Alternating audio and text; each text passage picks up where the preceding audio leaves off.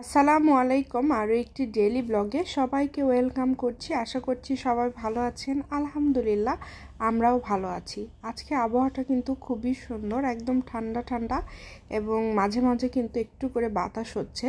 চলেন আজকে আপনাদের সাথে শেয়ার করব যে একটা ব্যস্তময় দুপুর কিভাবে যায়। মানে যেদিন বাসায় থাকি দুপুরটা এত বেশি ব্যস্ত থাকি, বিশেষ করে রান্না বান্না চটফট করে নিতে হয়, তার পাশাপাশি রুম গুছিয়ে নিতে হয়। আজকে রান্না করছি মুরগির মাংস আর তার সাথে করছি মিষ্টি লাউ দিয়ে ডিম দিয়ে। আমি মিষ্টি লাউ কখনোই এর আগে রান্না করিনি, আর আমি মিষ্টি লাউ রান্না করতে পারিও না। তো আমার মতো করে আমি রান্না করছি। আর এদিকে আমার এত মাজা ঘষাও জড়ো হয়ে গিয়েছে। আগে ভাবলাম রান্নাটা সেরে নেই, তারপরে এই সবগুলো মাজা ঘষা করব। আজকে যেহেতু বাসায় ছিলাম তাই ঘুম থেকেও একটু লেটে উঠেছি। সকালবেলা উঠে সারফরাজের পাপা এবং আমরা রুটি পরোটা যে যাই খাই সেটা খাওয়া দাওয়া করে চা খেয়ে তারপরে রান্না ঘরে চলে আসছি। রান্নাঘরে যে কাজ আছে সেগুলো করে নিচ্ছি। এগুলো কাটাকাটি করার সময় ভাতটা রান্না করে নিয়েছি, কারণ দেখা যায় যে এগুলো হয়ে যাবে পরে ভাতের জন্য আবার রান্নাঘরে দাঁড়িয়ে থাকতে হয়। তাই ভাবলাম ভাতটা প্রথমে করে নেই, তারপরে মুরগির মাংসটা করে নিচ্ছি। এদিকে লাউটাও কেটে নিয়েছি এবং তার সাথে সাথে ডিমটাও এখন ভেজে নেব। তো একটু গুছিয়ে কাজ করলে দেখা যায় তাড়াতাড়ি হয়ে যায়। তারপরেও যেহেতু একা হাতে সব কিছু করতে হয় তাই একটু সময় লেগে যায়। আমি খুব বেশি রান্না করি না, 4টা 5টা এরকমভাবে রান্না করি না, কারণ আমরা দুপুরবেলায় আমাদের খাওয়া হয়, রাতে আর সকালবেলা দেখা যায় যে রুটি টুটি খাওয়া হয়। তাই যেটাই রান্না করি না কেন তরকারি আমাদের খুবই কম লাগে, এই কারণে দেখা যায় যে একটু বেশি করে করলে সেটা বেঁচে যায়। তো এই কারণে যা লাগে পরিমাণে সেটাই করি। তো এই তো মিষ্টি লাউটা আসলে নিয়ে আসা হয়েছিল, যদিও রান্না করতে পারি না, তারপরেও সারফরাজের বাবা নিয়ে আসছিল, ভাবলাম নষ্ট হয়ে যাবে, এই কারণে এটাই আগে রান্না করে নিই। তাছাড়া আজকে আমার ইচ্ছা ছিল একটু ভর্তা টর্তা করব, কিন্তু একটু লেট করে ঘুম থেকে ওঠার জন্য সেটা আর হয়ে উঠলো না।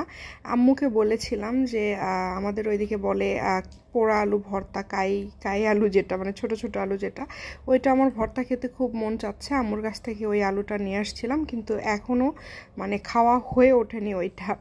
তো সমস্যা নাই, ইনশাল্লাহ আগামীকালকে দেখি ট্রাই করব ভর্তা সব করার।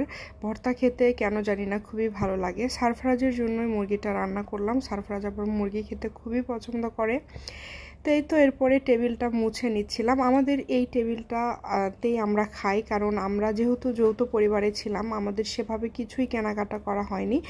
আমাদের যে মাঝখানে একটা ব্যবসা মানে দেওয়া হয়েছিল, সেখানকারই 2-3টা টেবিল এরকম ছিল, সেখান থেকেই একটা টেবিলে বসে এখন আমরা জাস্ট খাওয়া দাওয়া করি। কারণ অনেক কিছুই আমার আসলে সংসারে নিতে হবে, সেভাবে কোনো কিছুই এখনও নেওয়া হয়নি। তো এটাই আমি একটু পরিষ্কার করে নিচ্ছিলাম, যে সব খাবার দাবার রাখবো তার আগে একটু মুছে নিচ্ছিলাম। তো এইদিকে অনেক মাজা রেডি হয়ে আছে, আমার জন্য অপেক্ষা করছে। আর এইদিকে লাউটা রান্না হতে হতে আমি ভাবলাম যে মাজাগুলো আছে এই মাজাগুলো আমি একটু তাড়াতাড়ি মেজে নেই অফ ক্যামেরায়, তাই মাজাগুলো মেজে নিলাম। একা হাতে সব করতে গেলে দেখবেন যে যতই আপনি তাড়াহুড়ো করেন, যেটাই করেন না কেন একটু সময় তো লাগেই। তো এই ফাঁকে কিন্তু সবগুলো আমি মেজে নিয়েছি। তো এখন আমি একটু সিনটা পরিষ্কার করে নিচ্ছি, কারণ আমি তো রেগুলার আসলে রান্নার কাজে বা এত বেশি সময় দিতে পারি না। যেদিন বাসায় থাকি সেই দিন দেখা যায় যে একটু টুকটাক এই কাজগুলো করে নিতে হয়।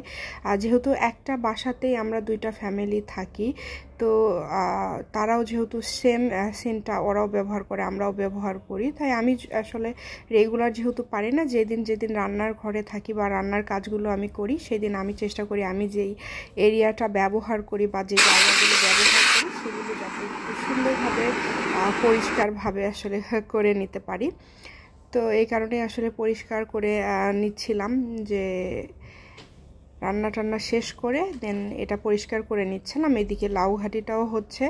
তো লাউ রান্না প্রথম করলাম, জানি না কেমন হবে, তো একটু দেখলাম মুখে দিয়ে যে ভালোই হয়েছে এবং সব কিছু ঠিকঠাক আছে। তো এইদিকে রান্না তো হয়ে গিয়েছে, এটাও বেড়ে নিচ্ছিলাম, কারণ সবগুলোই কিন্তু মেজে নিয়েছি, এখন এই পাতিলটাও মেজে নেব।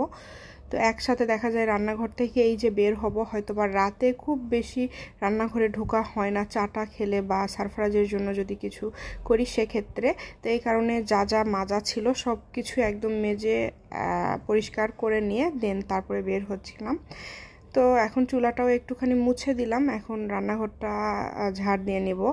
তো এর পরেই আসলে আমার রান্নাঘরের কাজ শেষ। যখন বাসায় থাকি একদম এইরকমই খুবই ব্যস্ত একটা সময় যায়, 2 থেকে 3 ঘন্টা।